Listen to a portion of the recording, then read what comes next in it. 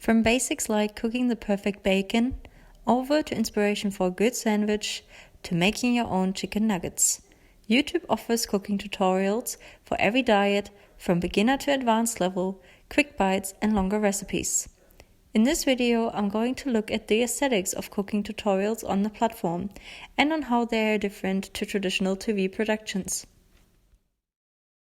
Let's start at the very beginning of every YouTube cooking tutorial, the introduction. Some welcome their viewers with a vlog sequence.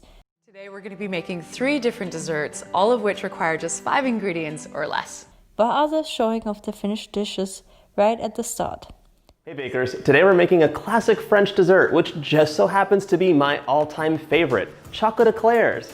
Light as air choux pastry, filled. Some home cooks simply start cooking without acknowledging their viewers at all.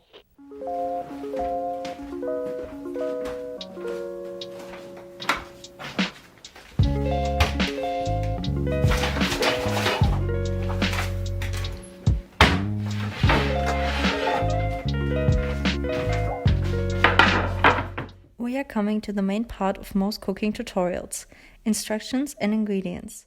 A common way to introduce ingredients and instructions is via non-diegetic text. If that's the case, light background music is often played in the background, like in this video.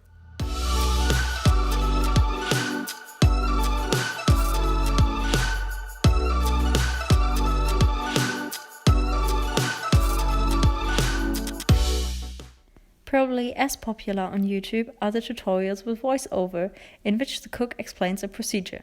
Good, so drain the tofu, get yourself a tea towel, just pat the tofu dry a little bit and then cut the tofu in half this way, turn it on its side and cut it this way. Same thing with the other piece, cutting the block into 4 pieces like this makes it easier to press the water out of the tofu because there's more surface area for the water to escape. Others just talk while cooking. I'm going to go ahead and beat this just to make sure that there are no lumps. It's nice and smooth before we add everything else in, which is going to be a little bit of heavy cream, powdered sugar, vanilla, and your Biscoff cookie butter. So there you go. Again, others rather show than tell.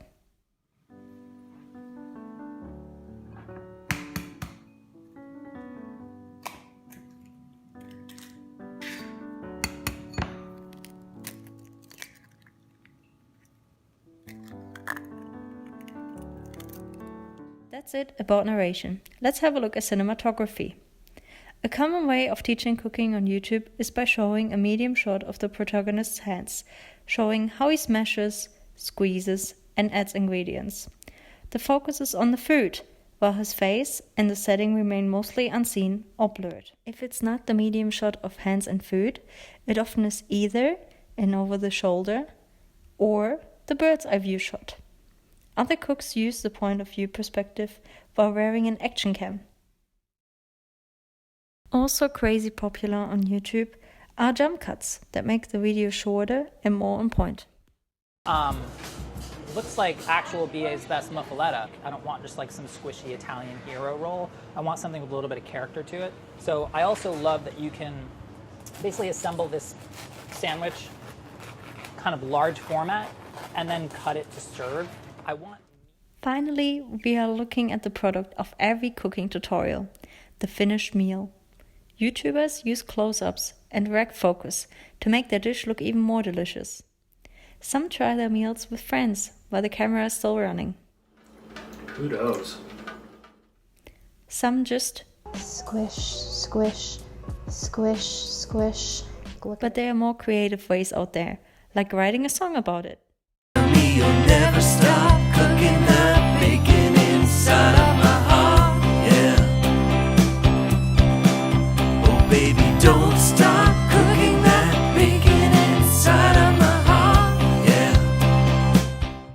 After looking at all these different YouTube cooking tutorials, it's time for a conclusion.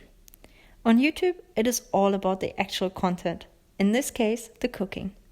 We see close-ups of chocolate eclairs, how meat actually gets minced, and get inspiration for decorating brownies. In a lot of videos, the protagonist's appearance is limited. The focus is on the food. If we look at TV cooking tutorials, the protagonist often is the star of the show.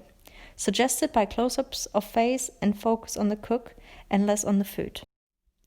Moreover, TV cooking shows are often pretty serious and the food always appears to be perfect.